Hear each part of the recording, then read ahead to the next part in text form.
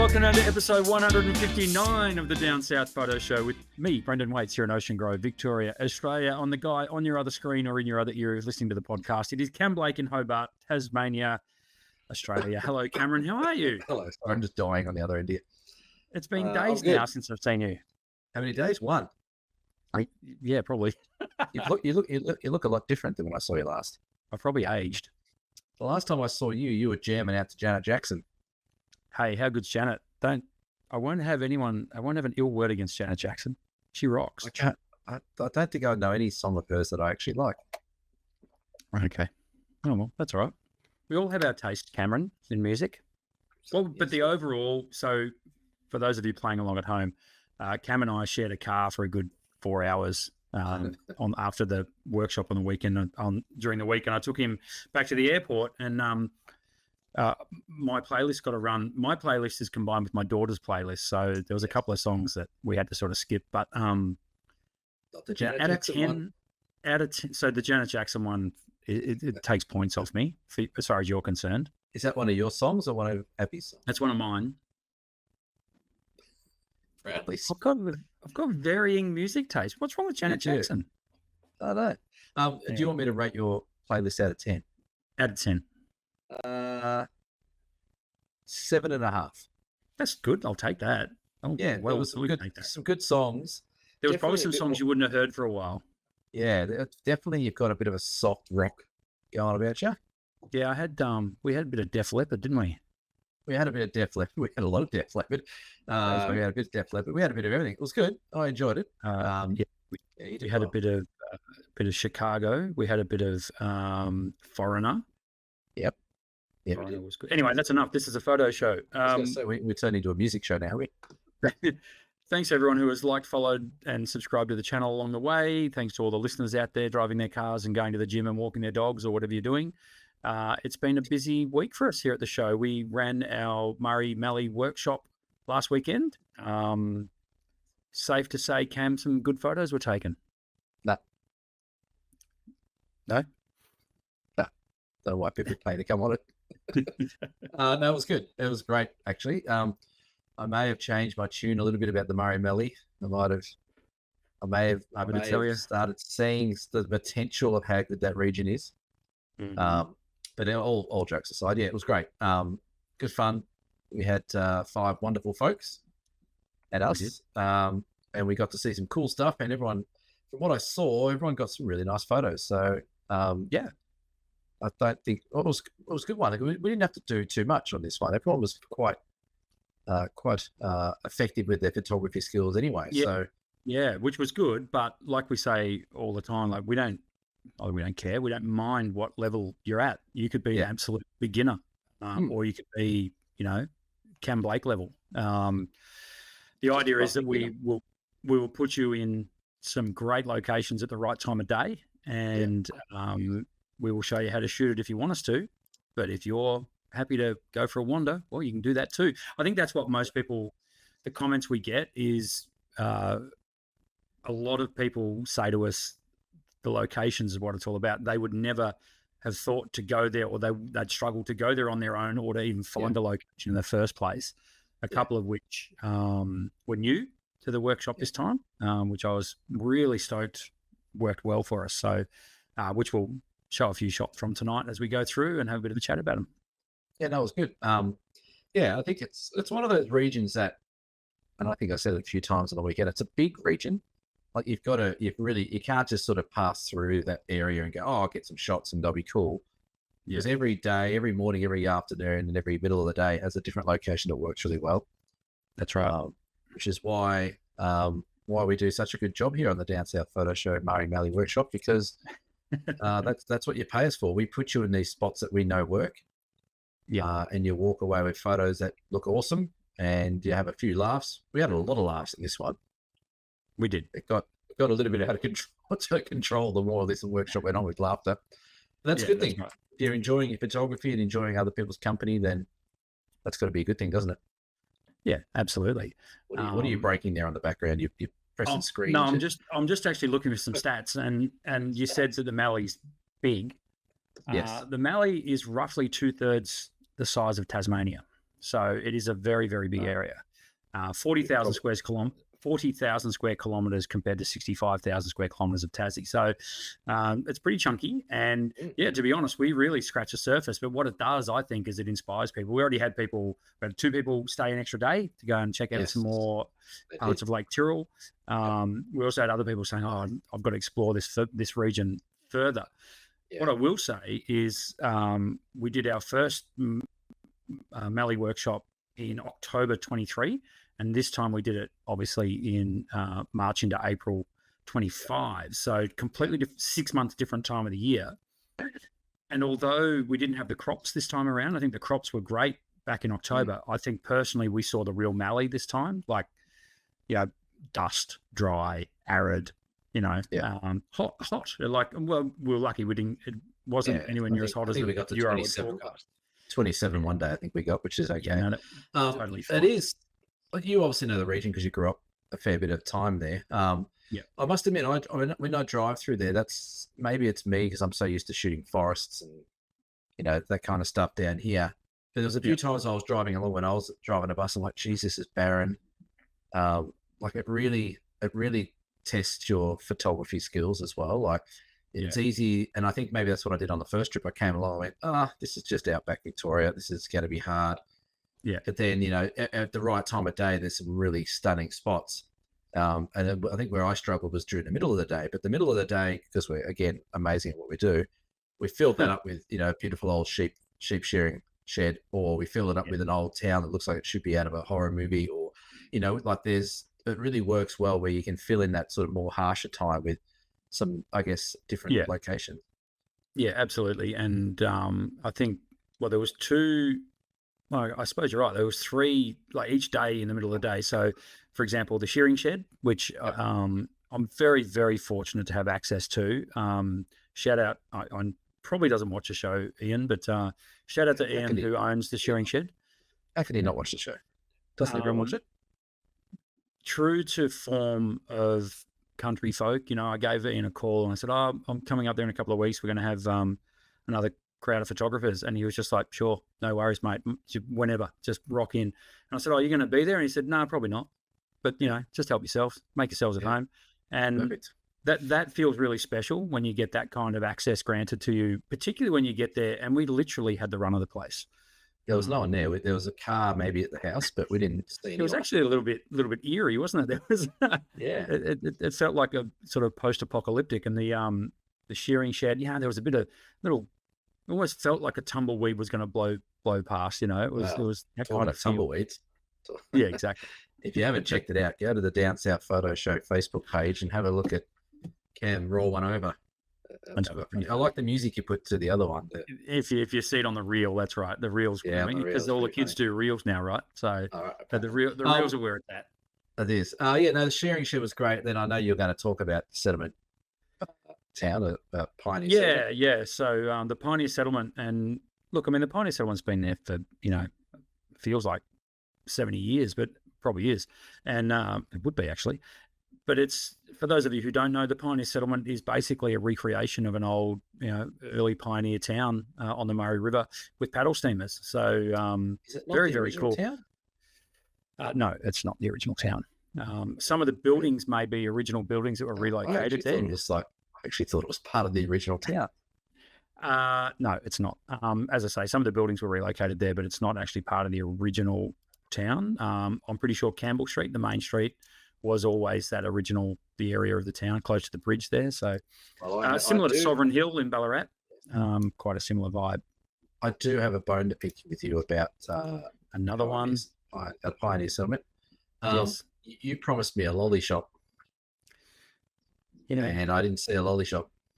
Did you go looking for a lolly shop? I did. I had a look around. I'm sure there is one there.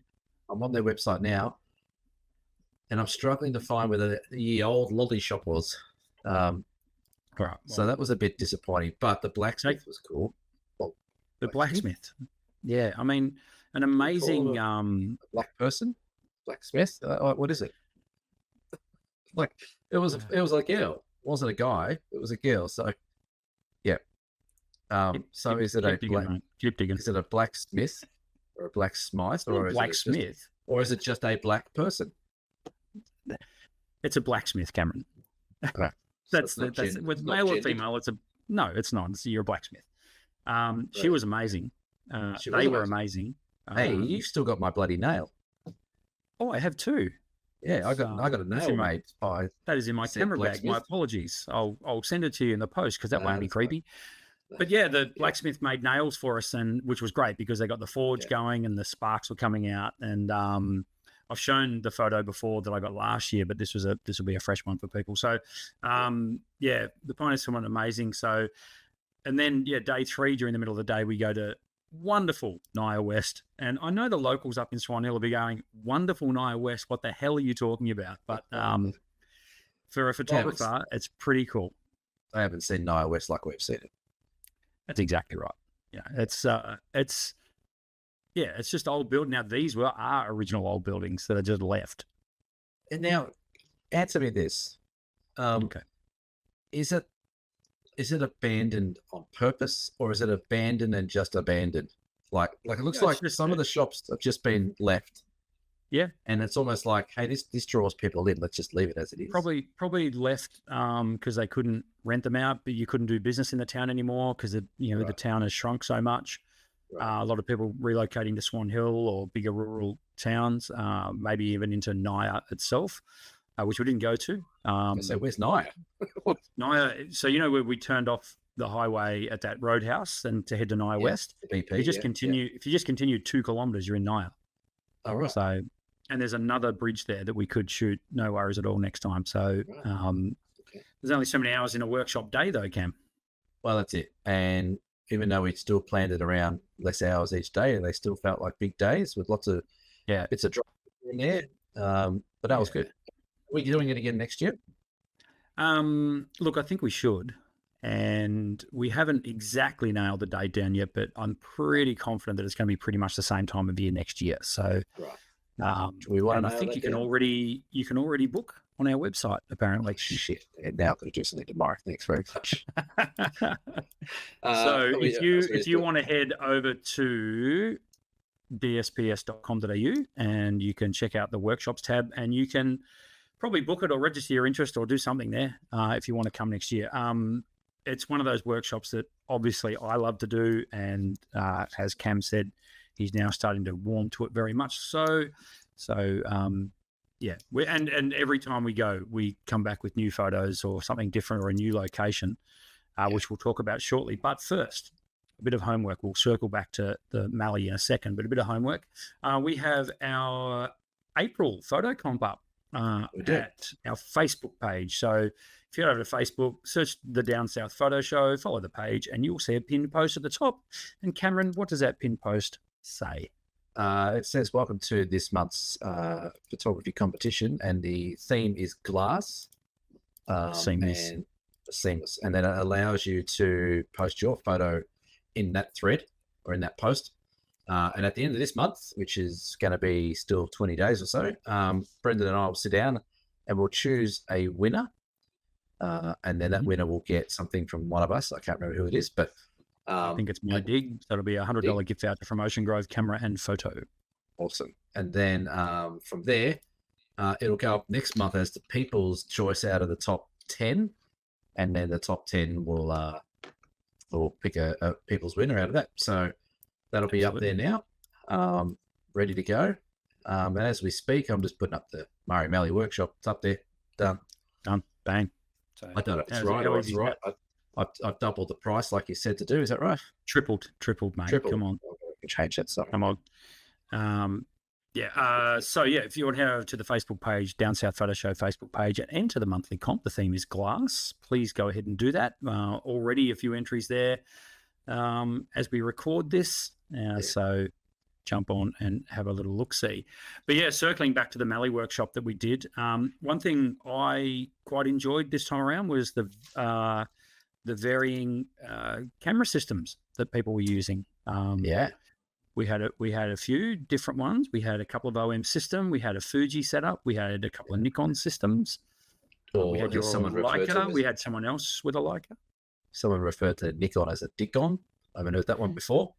Yeah, I think they were trying to say Nikon D something and ended up Yeah, I saying think they were trying to say Nikon D, whatever, and it ended up coming up with Dicon. But you know what? It works for me. It must be said that Cam and I, you know, being predominantly Olympus users over the last little journey, sometimes we do get presented with a couple of head scratches on how to change some settings on cameras. And I must say, you know, from this particular trip, I think the Nikon system was the one that I felt was the most convoluted and a little bit like harder to get my head around. And purely because I don't use it. I mean, it's probably totally fine, but there was a couple of places where you would drill down into menu on menu on menu and then find it, when it really should have just been in the first menu or on a button, for God's sake. So, you know, you said something quite interesting there. You said, you know, you tried to nail it down where it was, but because you don't use it, you don't really know where it is. Yes. The people who use it don't know where it is. Nikon menus are notoriously bad. That's the one brand that I always struggle with. To the point, like I said, I'm actually considering buying a Nikon digital camera purely for my own use, so I can get used to their menus, because they are really, really interesting. I was telling you, interesting is a word for it. I was telling you off air that I met with a young bloke who's going on an adventure down south of Tassie, and he wanted me to help with some of his settings on his camera, which will actually tie in nicely to our dear Camden question later on. Absolutely. He used a Canon, and then straight away in the menu system, I found that a lot more user-friendly than what I found the Nikon. So I'd be interested to know if people find Nikon menu systems tricky, those who use it or those who may come across it. But it's a funny one. But yeah, we got stuck a couple of times. Yeah, I think for me, it's the icons down the left-hand side, which, they just sort of don't make a lot of sense, but it's where they put the different things within those menus that don't sort of add up to me. I'm just going to get one up on the screen so I can show you a bit. Even like the self-timer. Sometimes the self-timer is buried somewhere where it shouldn't be. Oh my God. There's a Nikon menu there. Yeah. And I mean, the first two make sense. They're playback menu and camera menu and video menu, I suppose. Then you've got a pencil. What's a pencil do? I don't know. Then you've got a toolbox. Okay, I can dig a toolbox. But next down, you've got a paintbrush, or it looks like a paintbrush. What is that? And then the one after that, you've got a little notepad with a tick on it. So I would read that then. I would say, right, well, the top one is to adjust the playback settings. Yes. Perhaps. The next one is I would agree. Settings. The next one would be camera settings. Yep. Next one would be movie settings. Yes. The next one would be... It's a pencil. What's a pencil? I don't even know what it is. What is it? Okay. What about the next one after that is the spanner? That's pretty normal.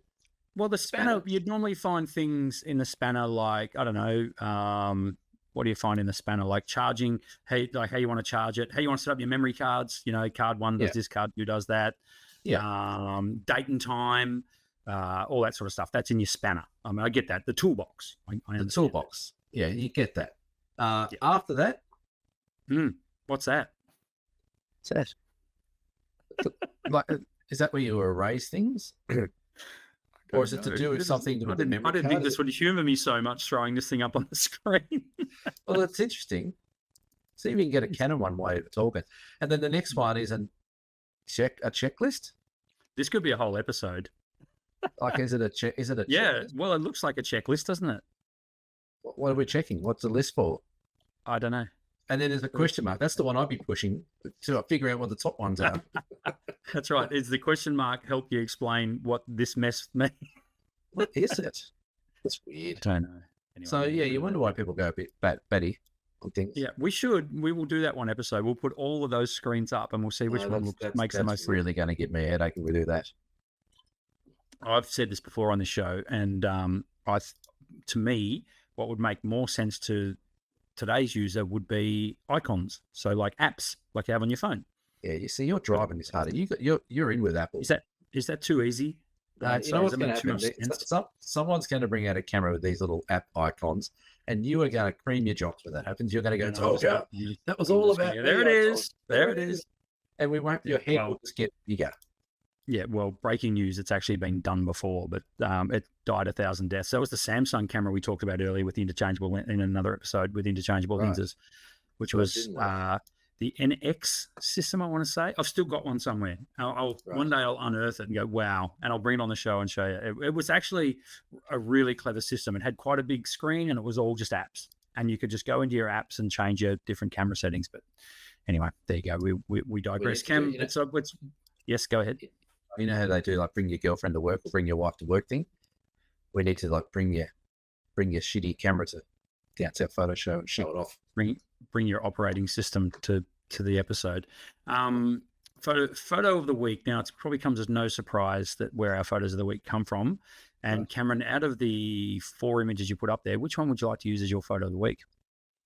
Oh, let's do the tree in the water. I like it. This one. That one. Beautiful. That was that was after I went up to my shins in mud. And I washed those shoes today. I put them in the washing machine. They're back to their brilliant orange and yellow white color. Very good. So yeah, this was at just further west from Naya West on the way to Manangatang. Towards Chinkapook. Just before you get to Chinkapook. No, ladies and gents, we're not speaking a different language. We are speaking what. So this is we had a beautiful sunset here. This is a good spot that I chose, that I scouted and found all by myself, and didn't get any credit from anyone. Oh, look at him, he's dropping backgrounds off and everything. Oh, I just thought I'd change the background because it was a bit distracting. Now you can really see the. Jesus Christ! I know, fancy. That's crazy, right? So yeah, this is my sunset spot that I found without any help from anyone else, and located it and scouted it and stuff like that. But we had a little bit of water in there, and then we had this beautiful color right at the end of the day. So it was good. That was really nice, actually. There was some, like all these dead trees, and then there was some patterns in the salt, and then there was some reflections that you could use as well. But I think we got a little lucky. I think we got a little lucky because we got up there on the Friday night. We're going to start Saturday night, and it was raining, out in these areas that we wanted to shoot. So we had to sort of do a bit of a sidestep and change location for the morning. And that meant that these little lakes around the place got a bit of water in them, and just enough water, because it was quite breezy here, but because the water was so low, like you're talking about millimeters of water, there was no ripples. It couldn't make ripples. So we got really, really nice reflections. And it was one of those sunsets where the mauve color in the sky came out a good 15 minutes after sunset. Yeah, as it usually does. A lot of people leave too early at sunsets. Yep, I agree. If you're not walking back to your car, sort of every step being maybe potentially your last through thick scrub and boulders and ripping your legs apart or twisting or mud. If you're not doing that on the way home from a sunset, you've stayed. It's not long enough. You've gone too early. So yeah, it was one of those ones where we sort of got there. I mean, and with all the sunsets that we shot and sunrises, we didn't have a lot of cloud, which you look at and go, I would have liked to have. But at the end of the day, I think we did pretty well. I mean, you would rather have no cloud than complete cloud, I guess. So like grayed out. So it gave us the color palettes through the sky, which I really liked. Yeah, I think for these kind of places as well, where you do have those big skies, I think it works either way. You either have that big gradient of color, like you just mentioned, or you have, speckled clouds everywhere. I'd like one of the other shots will show. I was really happy with the sky because it had these clouds and just big sky of endless clouds. So it works both ways, which is one of the beauties of that location. Even if it was wet, I think it would work. So I think either way, it's good. Yeah, definitely. So I will bring up, if you don't mind, I'll show you what I consider to be one of my photos of the trip. Lake Tyrrell. I mean, it's much spoken of.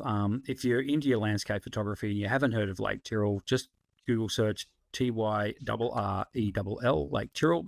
That's Sea Lake in the Mallee. Sea Lake is the town known as the heart of the Mallee. Beautiful little town as well. You head out the road and you get this massive salt lake. Huge. And again, it was different this time around because last time we were there, this was under 0.5 meter of water. So we couldn't get out to these spots last time, but this time it really turned it on for us. This was sunset day one. And we just all spread out across the lake. There was 7 photographers dotted along the lake, all finding this kind of stuff. just interesting little formations in the salt, which change like on the week. They'll get some rain. This will be washed out. Something will change. Take its place. There was the odd tumbleweed going across the lake, which was pretty cool. There was a couple of posts that had salt crystals. That are all eroded, hadn't they? They've been rusted and eroded. And one thing that was a little bit of a bummer was the footprints, but there wasn't much you could do about that unless you're prepared to really hike right out further in the lake. Well, that's what I tried to do on that last morning that we're out there. Is I set up Mel and a few others, and they were all pretty happy. And then I went, "Oh, I'm going to go for a wander." And it was one of those, like, because it's so flat and endless. Like I could see little things up, like 100 meters away, but I get there in like 2 seconds. I'm like, "Oh, that wasn't 100 meters. That's like only 20 meters." And I'm like, "Oh, that looks." So I just kept walking, and I turned back at one stage when I think we knew it's saying, "I can see you." I'm like, "Hey, you see, maybe I'm walking for like half an hour here." Yeah, and it only gone like 400 meters. Yeah, your depth perception really changes in this place. It really does. It's quite cool. Yeah, and the thing that caught my eye with this particular image was the way that the texture of the salt sort of matches the texture of the cloud in the sky. I was looking for a bit of pattern repetition, and the thing with this sunset, it was so fleeting. Like those clouds lit up for 20 seconds, and it was over. I hate those ones. Yeah, I know. You just got to hope that you're set up and pointing in the right direction at the right time. This was after those clouds in the sky had got their pink color, but I still don't mind it because they've got a bit of that mauve in the sky, and the foreground sort of paints itself. So it was good to see that. And then the sunset I was referring to just seemed to take forever to happen. Oh, the sunrise. Sorry, when I was out walking, I'm like, I think I'm sending a message. When the hell is this bloody sun coming up? We've been out here for an hour and nothing's happening. Yeah. Well, like someone because we run that workshop right before daylight savings ends, we get a 7:40 sunrise, which is just gentleman's hours. I mean, we could have. No, not at all. No, we don't. But we will. Hey, can you hear my can you hear my light motor in the background? I cannot. No. Okay, good. I can hear. I thought it might have been coming through. I've got a little light out here. It's got like a little cooling fan that's annoying me. No. So while we're still in the Mallee, I'm going to chuck up a couple more photos. Here's one of yours, Cam. Oh, okay. So that's the one I was talking about with the clouds. The clouds were this was middle of the day almost, and the clouds were sort of getting a bit backlit.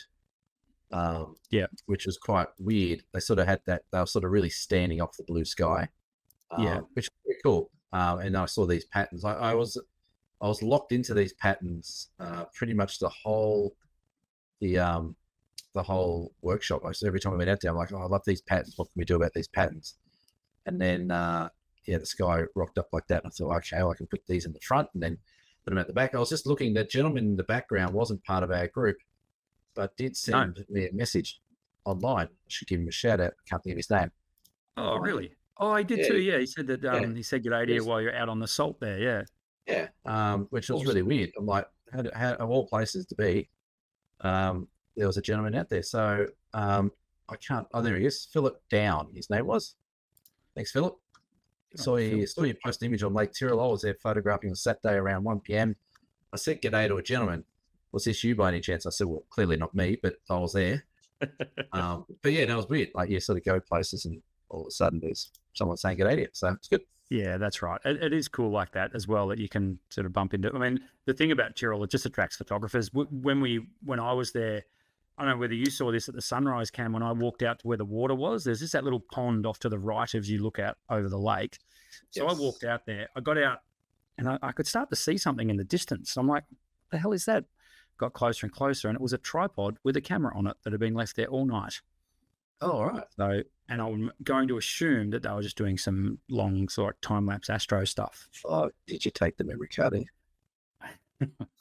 Would I do a thing like that? How's that for a dog act? Go up there, press the shutter, take the memory card out, and then leave a note saying, if you'd like your photos, it's going to cost you this much. We have them. Yeah, that was it was one of those things that it was kind of weird to see. And then I sort of went a bit further, and then another group turned up and claimed the camera. So that was quite interesting. So this place here was this is now the third image I've got of this spot, and all three look completely different. At three different times. For those of you who want to go to Tyrrell, this is actually quite close to the car park. There's the little walk that you take with us. This is the walk that takes you back to the park entrance gate or the lake entrance gate. And again, if it's got water in it, you get all the reflections. If it's got no water in it, it gets that arid look. If it's like this, it's sort of got some water off to the right with a bit of reflection, but it's big sky country. And that's, that's what I really enjoyed. That it was because one of our customers just had a hankering for some big sky stuff, and it delivered. Yeah, Julie was really happy. I didn't even go on that side of Lake Tyrrell at all this trip. I went straight out, so I probably missed a few shots there.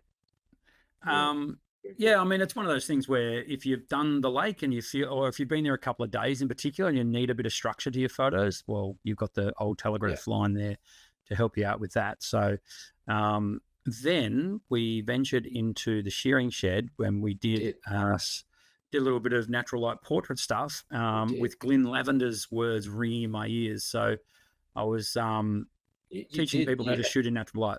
You did have your inner Glyn on.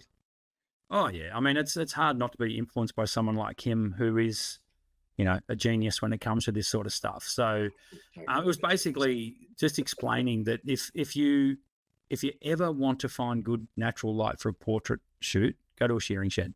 Oh. You can't go wrong. Yep. Thanks Mel for this image. Yeah, Mel. Well, thanks Cam for taking it, but thanks Mel for posing for it. I was gonna put a you joke in there about yous. You really need to go to the sheep shearing shed. That was Mel. Mel wasn't posing originally. Then I saw him. He was either getting bored with what we were talking about, or he was just pondering. And then I couldn't fire off when he was pondering. Then I asked him if he'd look up, and then he gave me this shot. Yeah. So. Mel didn't give much feedback at the time, but he did in the bus later on. He was saying he kept saying, "Oh, what a great spot, and what a." Yeah. I love that shearing shed, but at the time it's like he gets immersed in the moment. He works out the shots that he wants to get and away he goes. So, which is cool, and each their own. That's what we like when we do these tours. So that was another one. And then we did. You're not going to put me up, are you? No, I'm not. We also, this was right beside the, where the lake that Cam showed before with the dead trees. I just wandered over onto the road. And this is the Nye West Chincook Road. Very, very up close and personal with the white line. It just sort of drew my attention with a bit of texture. Yeah. That road surface has probably already been there for 30 plus years. And like the day it was built. So it was cool to see this sort of stuff in an arid sort of, just looking for foregrounds and looking for points of interest along the way. Yeah. You can see why it hurts when you come off bikes and motorbikes and push bikes. That's right. That doesn't look inviting. And then one of the highlights of the trip, another one, was when we went out on our way back. It was basically the last shoot of the trip, and that was at Ultima, where we had a little Astro session. So we did, and we almost got collected by. That's a great shot, Cam. Well done.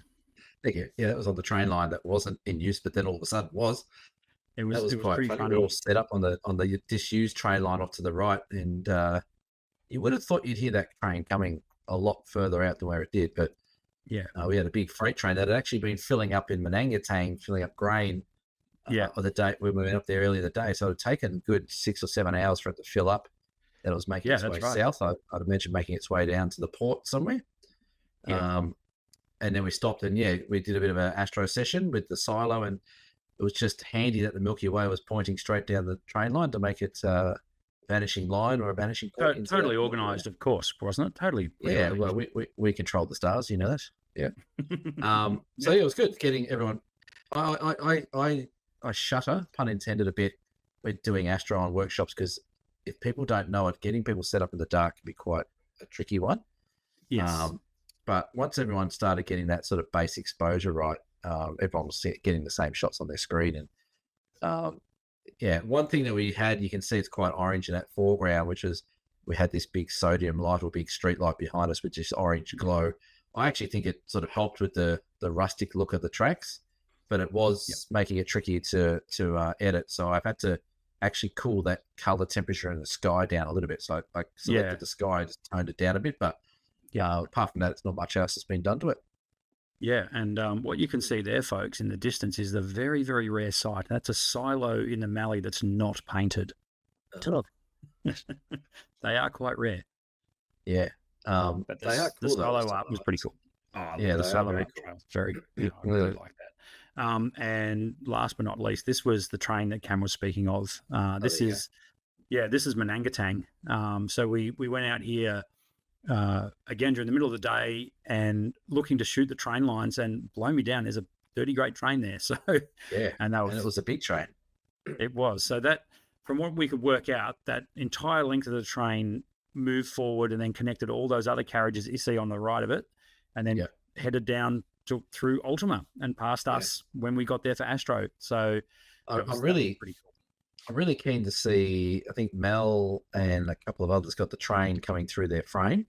Yes. I didn't get that. I was doing something in the back of the van, but and it would look like just that glow of the lights would look really cool. So I'm interested to see how those guys went as well.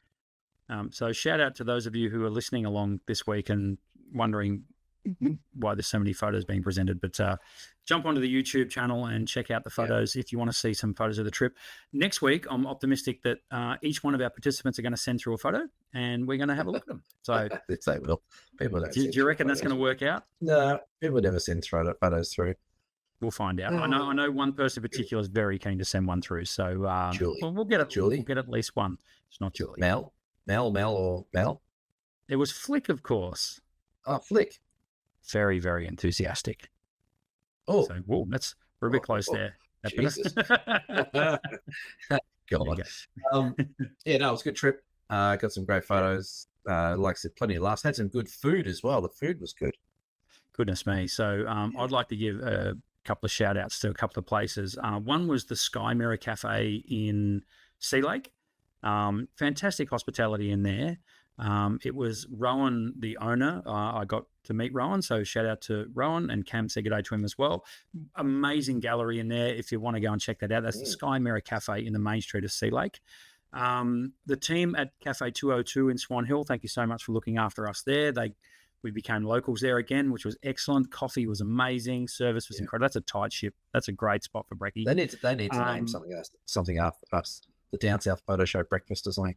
We could arrange that, I'm sure. And last but by no means least, the team at the Sea Lake Hotel, who I know for a fact on the last night we were there were incredibly under the pump. They had no idea that they were going to be doing 45 meals that night, and I know I got that from the horse's mouth. But they managed to look after us and get us out for our sunset shoot. So big shout out to the team at the Sea Lake Hotel. So just a few of the people that we enjoyed the company of while we're up in the Mallee. Tell you what, the buffet on the first night at Sea Lake was nice. That Chinese, wasn't it? The lemon chicken and satay chicken, that was delicious. So if you're passing through Sea Lake, you've got some great options, and then if you're staying in Swan Hill, Cafe 202 is great. They do a very, very good hot chocolate. There you go. In Cam's own cup as well. Yeah, I don't have it down here, but yeah. Awesome. Should we do a Dear Cam? Yeah, let's do it. It's relevant.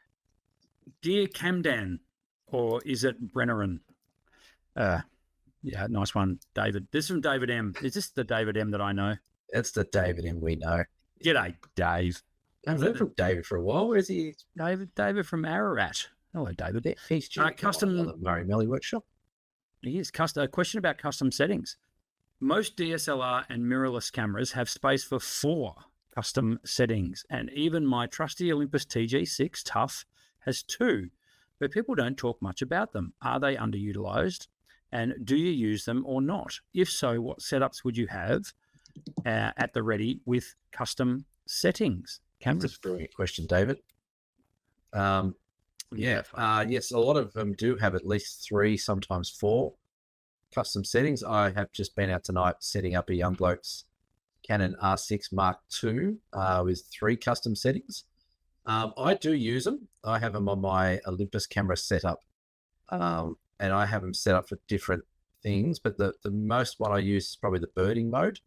So I have custom one set up for my bird tracking and bird photography that I do with the big long lens that I've got.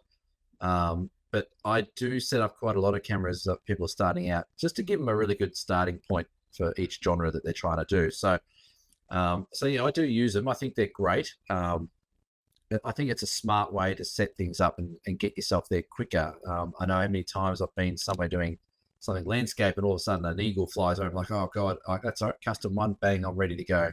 So it takes a lot of that change over time really out of the question. And yeah, I reckon if you've got them, at least use a couple of them, set them up for something. Astro's another one, having that sort of base setting for your Astro ready to go.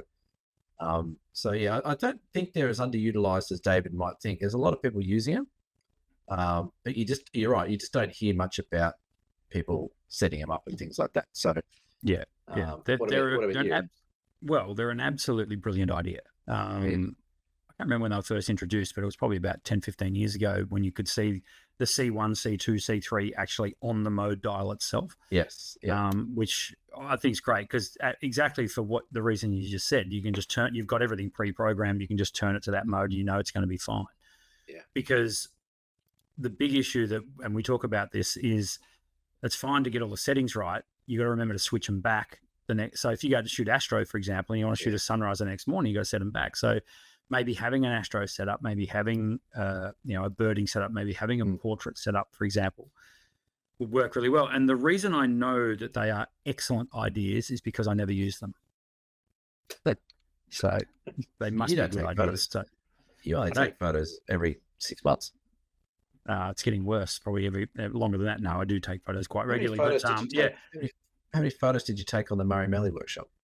This time around, I haven't checked, but I would have thought, I'd be surprised if I didn't shoot 700 or 800 frames, I guess. Okay. Something like that, I would have thought. I mean, which doesn't really sound like a lot when you break it down over 4 days. But no, I'm probably, I don't know. I'm probably less prone to shooting on these things, mainly because I want to help people, I guess. But I'm always keen to get people set up, as you said before, get people set up, get them shooting, and then go and get my stuff, if time allows. So there's a bit of that going on, but also I think I've been to that spot a lot of times. It takes something special now in that area for me to get my camera out. So I'm pretty comfortable with the catalog I've got so far, but I think ideally I'd go back up there again on my own, or maybe with yourself at some point, and we just cruise around looking for other locations. So but anyway, in answer to your question, David, they are underutilized. People should get used to them, and keen photographers should use those modes more. Yeah, I agree. And if you're not sure how to do them, they are pretty simple. Pretty much in a nutshell, you set it up how you would in whatever mode you're going to shoot it up in, whatever you want to do. For example, Astro, I will put mine into manual mode, manual exposure mode. I'll put it into manual focus. I dial the ISO up to maybe 1600. I'd have my aperture at like f2.8, and I'd have like a 15-second shutter speed. And then what I would do is go into my menu and say, assign this to custom mode 1. So those settings are now saved as custom mode 1. You can go and change it as many times as you want, but every time you want to go Astro, you just go into custom mode 1 and it's ready to go. I find it's a really good sort of base to start with. You're always tweaking a little bit, but you're not tweaking as much as if you're starting from scratch. So yeah, give it a crank. Yeah, you should. If you have a question for the DeerCam segment, please send it in to us. You can hit us up via dsps.com.au. There are links to email addresses, or you can email that guy, or you can email me, or you can hit us up through Facebook. So we're always looking for questions for DeerCam. So as I say, if you've got one, by all means, hit us up. Test me out. You test the man out. I like it. Beer donations for this week, Cameron. Beer donations, we have Susan N, we have Jenny C, and we have Monica O, who apparently we forgot to shout out last time, but I think we did. Yeah. I don't know. Yeah, and Monica is very patiently waiting for me to work on one of her images, and apologies. Is that the same one that she had 2 months ago? Yeah, but she's very patient. Is that the snow tree at Bryce Canyon that's waiting to be printed? It'll be worth the wait, Mon. Be worth the wait. I'm waiting for my redwoods bloody a year ago. Not a year yet. It's nearly a year. If you rock up on that workshop with it rolled up in a canvas for me, there'll be trouble. That's all the shout outs for beer that I have on my record. if you would like to buy us a beer, head to dsps.com.au. Click a link there that says buy us a beer. You can buy us one beer, you can buy us both a beer, or you can buy us a box of beer. Or a cup. If you want. Buy us no beers. That's totally fine. Just head over to dsps.com.au and check us out there. So where are we at? Cam, what have you got coming up this week? Oh, I thought I'd stay home for 3 days and then go somewhere else. Sure. That's sort of the modus operandi at the moment. That's what you do. Home. Out. So I am taking off on the weekend, heading up to Cairns and the Daintree for our very first macro workshop with myself and the lovely Cheryl Davis Photography. We'll be up there for about 4 days, exploring around, 5 days, 4 days, exploring around like Mossman Gorge, up into Daintree, Cape Tribulation, and we'll be chasing little bugs and insects and flowers and anything that's really macro-y we're going to be chasing. So although there is a few storms rolling in up there at the moment, so I might have to take a wide-angle lens as well. And I think that's the good thing about this. I was talking to Cheryl today about it, talking about workshops. I'm like, well, we're not really doing sunrise or sunsets, really. We're doing macro, so it's sleep in the bed early. Like, I love it. This is my kind of workshop. So yeah, we'll see how we go. But I'm really excited. It should be good. This is Cheryl and I have done a couple of sort of 1 or 2 day workshops together, single day stuff. But this will be the first multi-day one we're doing together as macro, which is her domain. So really excited to see how that goes. We've got a really good crew. People have already started heading up there. Yeah, looking forward to it. So it should be fun. No, it's an exciting workshop, and it's funny because this is 2 weeks running now where I want to book into this one next year, but well, you can book into this one as well if you like. I don't have unlimited money or time, unfortunately. Yeah, I know you will. You're very good at doing cheap deals. Yeah. Yes. No, you know what though? You know those 2 spots we were talking about today. Yes. Gonski. Excellent. Good to hear. I'm back in the black, baby. I'm glad to hear it. What have I got coming up? Okay, I'm off to Adelaide. Adelaide. So there's a bit of a chance. I'm not sure if we'll get a show out next week, folks. Sorry, but we'll see how we go because Cam will be up north and I'll be over a bit further west of here. So, and I'm heading to Adelaide next Wednesday. So, catching up with my daughter in Adelaide. Can't wait. That'd be cool. Are you going to any events over there? Look, there might be. At this point, I'm booked in for 3 games of football, so we'll just see what happens. Right, yeah. Okay. Gather Round is on. Yeah, Thursday night, Friday night. Collingwood don't want to go there anymore. Well, bad luck because I'm going to watch them on Friday night, so I hope they turn up. Well, I think they're getting beaten. I think they're getting beaten as we record this. They're behind in Carlton v Collingwood. So.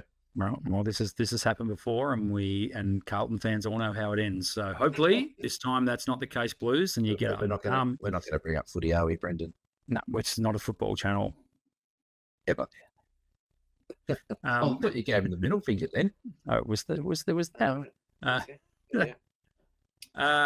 This has been episode 159 of the Down South Photo Show. We will see you in the near future for episode 160. The milestones keep ticking along. 41 episodes left before 200. Anything to add, Mr. Blake? No, I don't. I was just thinking 200 episodes. That's going to be a big one. Now, that better be a live show, like with a studio audience. We'll rent out a studio. We do it at BFOP 2026. Oh, what is it? 40. So it's 40 weeks away. No, it'll be around this time next year, I would imagine. We we miss a few here or there, so it'll be roughly in a year's time. So maybe we'll do it up in the Mallee. No one listens. Yeah, that'd be good. We did. Well, Matt, look at all the videos we did. We're up there this week.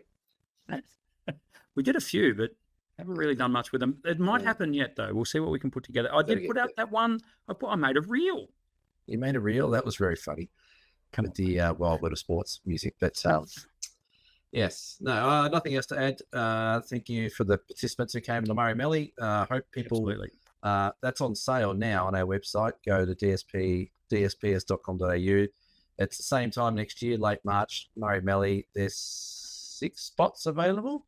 We have 6 spots available. And they sell, well, I think they're going to sell quicker this year. So, well, this time around, we sold 6 spots with 3 months to go. Yeah. So if that's any indication, we'll probably do that again this year. And all you need to do is just lock it a small deposit and pay the rest later on. It's easy. Get your spot now. See you next year. Lock it away. All right. This has been episode 159 of the Down South Photo Show. Say goodbye, Cameron. Say goodbye, Cameron. Bye-bye. Bye, everyone. Bye. I need sleep.